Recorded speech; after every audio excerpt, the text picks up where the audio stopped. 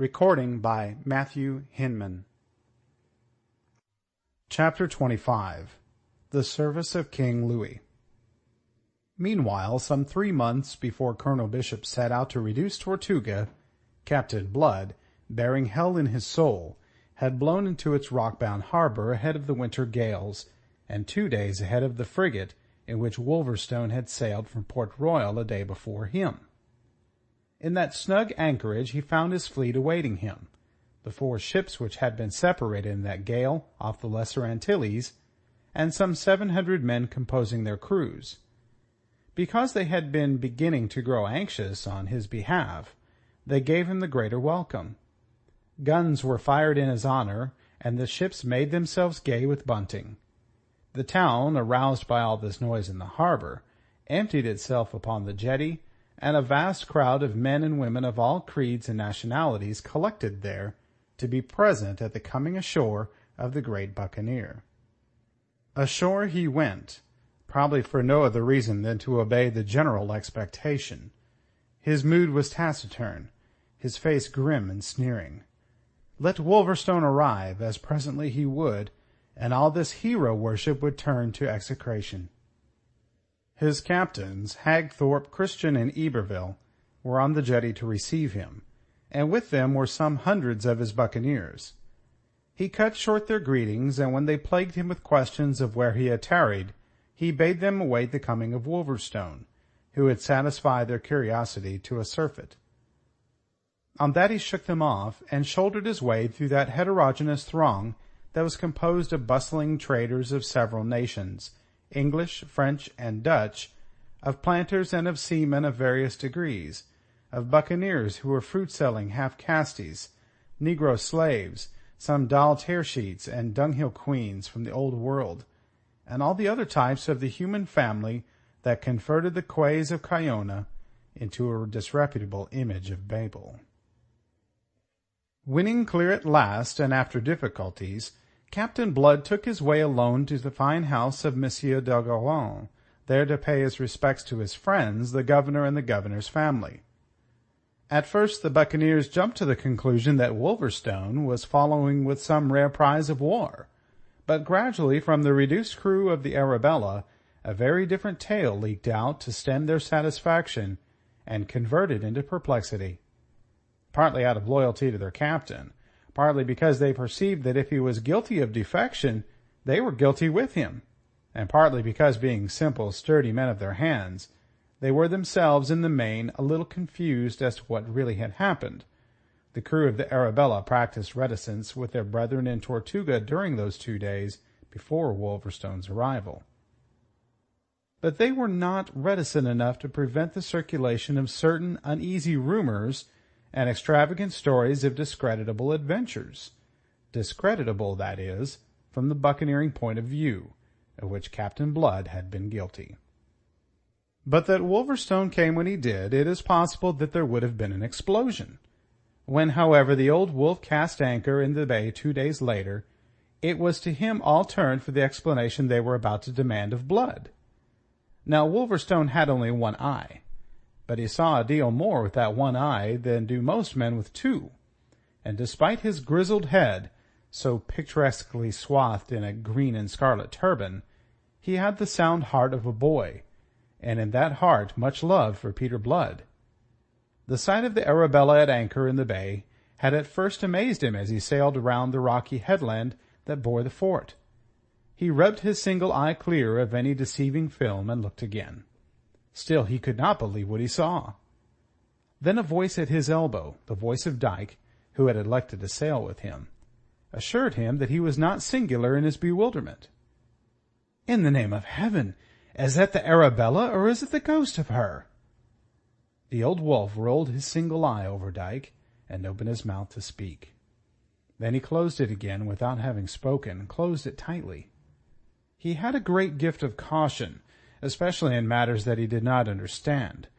That this was the Arabella he could no longer doubt. That being so, he must think before he spoke. What the devil should the Arabella be doing here, when he had left her in Jamaica? And was Captain Blood aboard and in command, or had the remainder of her hands made off with her, leaving the captain in Port Royal? Dyke repeated his question.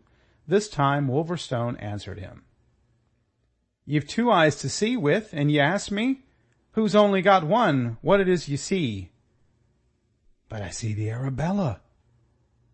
Of course, since there she rides, what else was you expecting? Expecting? Dyke stared at him, open-mouthed. Was you expecting to find the Arabella here? Wolverstone looked him over in contempt, then laughed and spoke loud enough to be heard by all around him. Of course! What else? And he laughed again, a laugh that seemed to Dyke to be calling him a fool. On that, Wolverstone turned to give his attention to the operation of anchoring. Anon when ashore, he was beset by questioning buccaneers.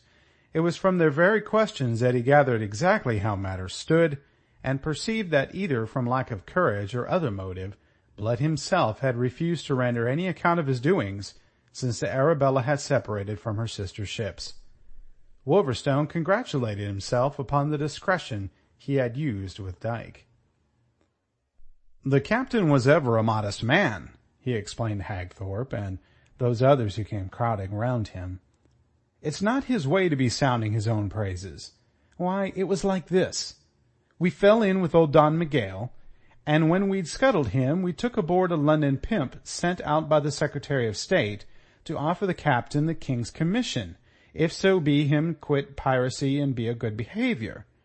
The captain damned his soul to hell for answer, and then we fell in with Jamaica fleet, and that grey old devil bishop in command, and there was a sure end to Captain Blood and to every mother's son of us all. So I goes to him, and accept this poxy commission, says I. Turn king's man and save your neck and ours. He took me at my word, and the London pimp gave him the king's commission on the spot, and Bishop all but choked hisself with rage when he was told of it. But happened it had, and he was forced to swallow it. We were king's men all, and so into Port Royal we sailed along with Bishop. But Bishop didn't trust us. He knew too much. But for his lordship, the fellow from London, he'd a hanged the captain, king's commission and all. Blood would ha' slipped out of Port Royal again that same night. But that hound Bishop had passed the word, and the fort kept a sharp lookout. In the end, though it took a fortnight, Blood bubbled him. He sent me and most of the men off in a frigate that I bought for the voyage. His game, as he'd secretly told me, was to follow and give chase. Whether that's the game he played or not, I cannot tell ye. But here he is afore me, as I'd expected he would be. There was a great historian lost in Wolverstone. He had the right imagination that knows just how far it is safe to stray from the truth, and just how far to color it so as to change its shape for his own purposes. Having delivered himself of his decoction of fact and falsehood, and thereby added one more to the exploits of Peter Blood, he inquired where the captain might be found. Being informed that he kept his ship, Wolverstone stepped into a boat and went aboard, to report himself, as he put it. In the great cabin of the Arabella, he found Peter Blood alone and very far gone in drink, a condition in which no man ever before remembered to have seen him. As Wolverstone came in, the captain raised bloodshot eyes to consider him. A moment they sharpened in their gaze, as he brought his visitor into focus. Then he laughed, a loose, idiot laugh, that yet somehow was half a sneer. "Ah, the old wolf," said he. "Got here at last, eh? And what you gonna do with me, eh?"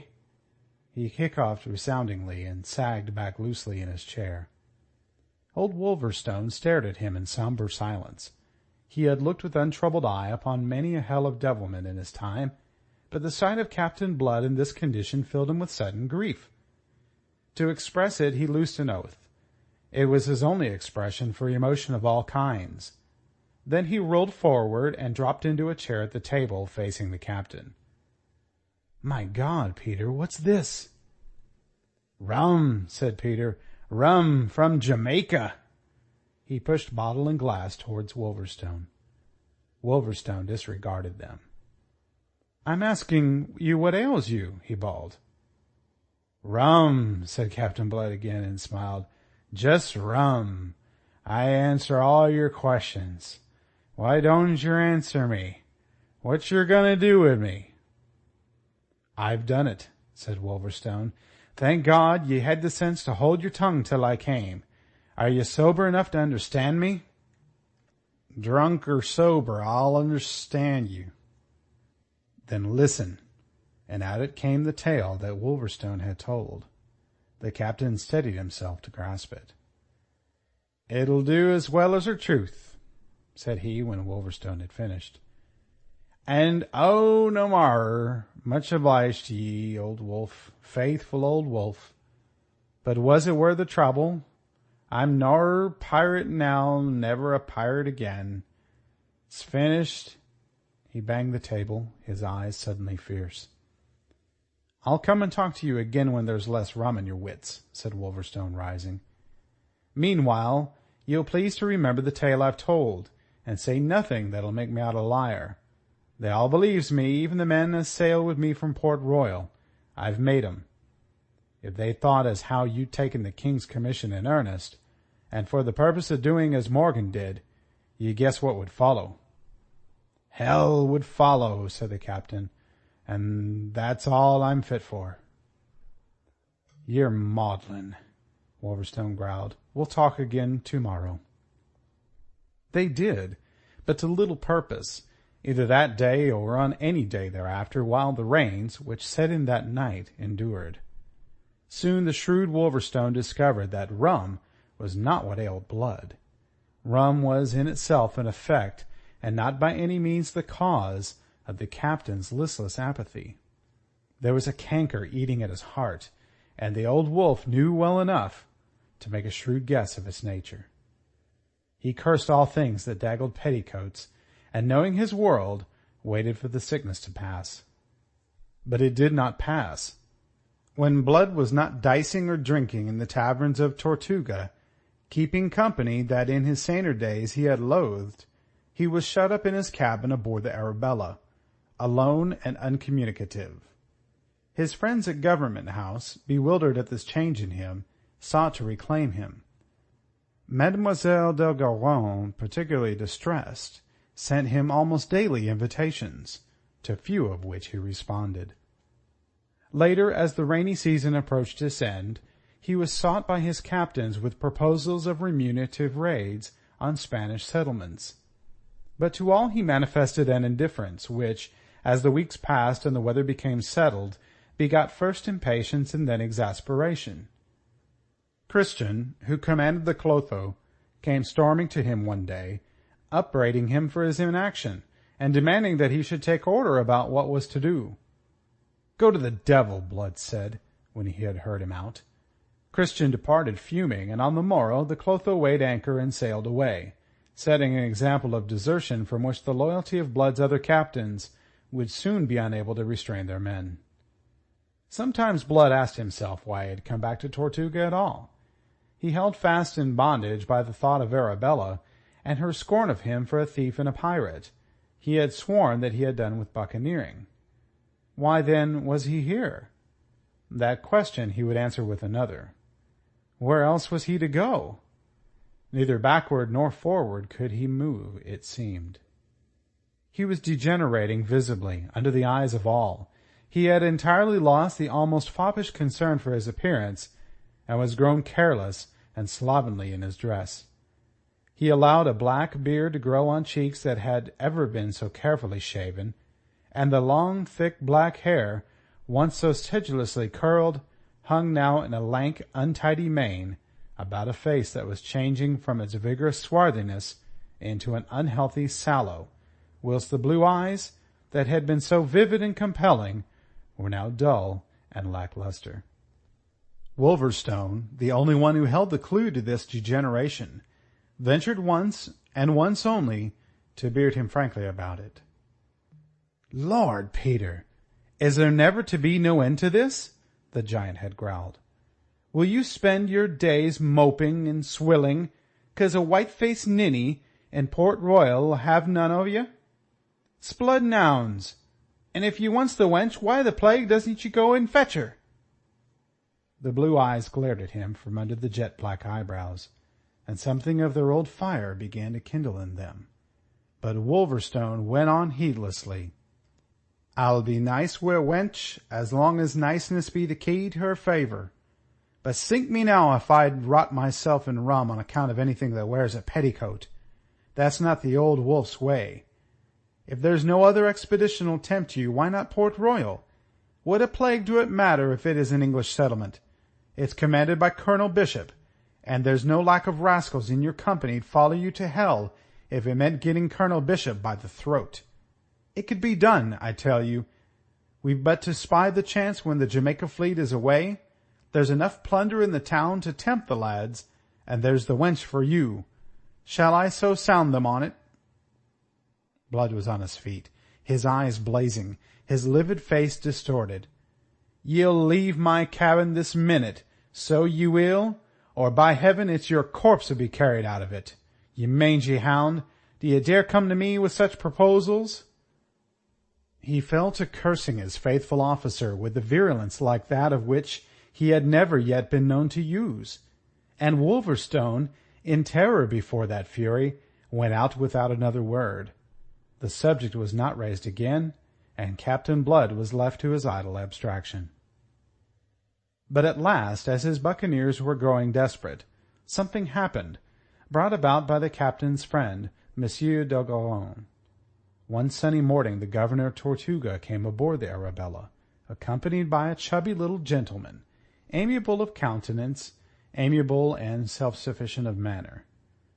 "My captain," Monsieur d'Ogeron delivered himself, "I bring you Monsieur de Cussy, the governor of French Hispaniola, who desires a word with you." Out of consideration for his friend, Captain Blood pulled the pipe from his mouth, shook some of the rum out of his wits, and rose and made a leg to Monsieur de Cussy. "Serviteur," he said. Monsieur de Cussy returned the bow, and accepted a seat on the locker under the stem windows. "You have a good force here under your command, my captain," said he. "Some 800 men. And I understand they grow restive in idleness." "They may go to the devil when they please." Monsieur de Cussy took snuff delicately. "I have something better than that to propose," said he. "Propose it, then," said Blood without interest. Monsieur de Cussy looked at Monsieur d'Ogeron and raised his eyebrows a little. He did not find Captain Blood encouraging, but Monsieur d'Ogeron nodded vigorously with pursed lips, and the governor of Hispaniola propounded his business. "News has reached us from France that there is war with Spain." "That is news, is it?" growled Blood. "I am speaking officially, my captain. I am not alluding to unofficial skirmishes and unofficial predatory measures which we have condoned out here. There is war, formally war, between France and Spain in Europe.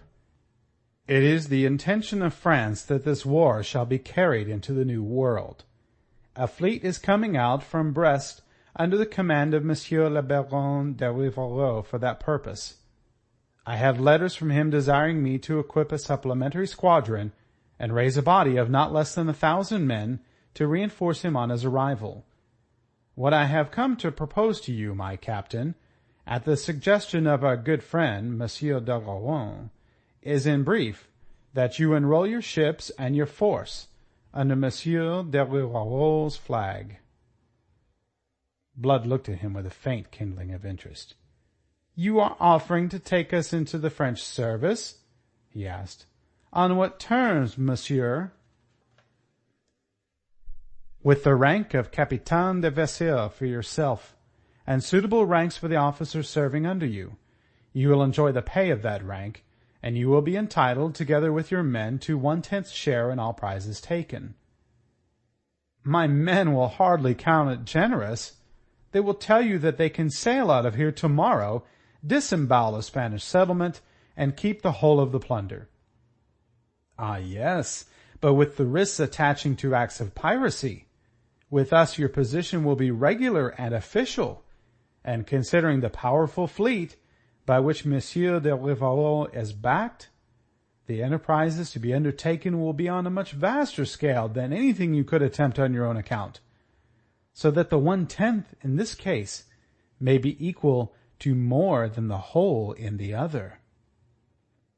Captain Blood considered. This, after all, was not piracy that was being proposed. It was an honourable employment in the service of the King of France.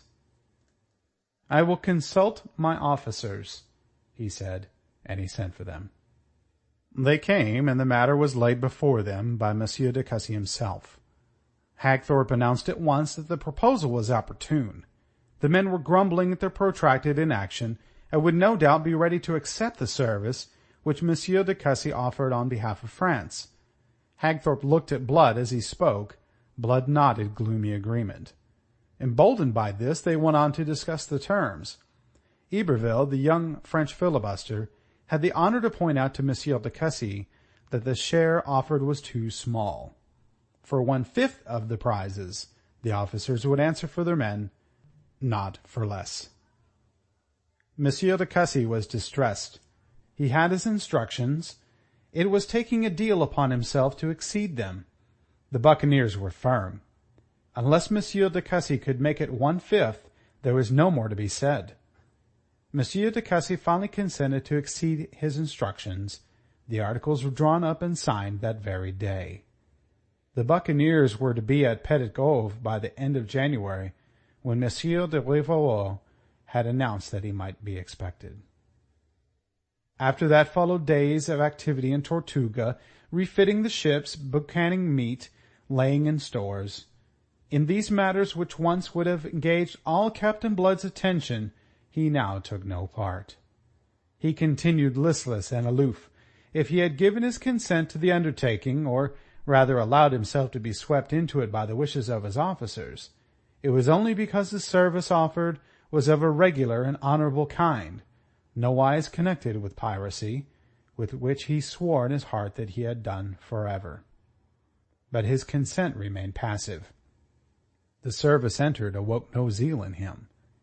He was perfectly indifferent, as he told Hagthorpe, who ventured once to offer a remonstrance, whether they went to Petit Goave or to Hades, and whether they entered the service of Louis XIV or of Satan.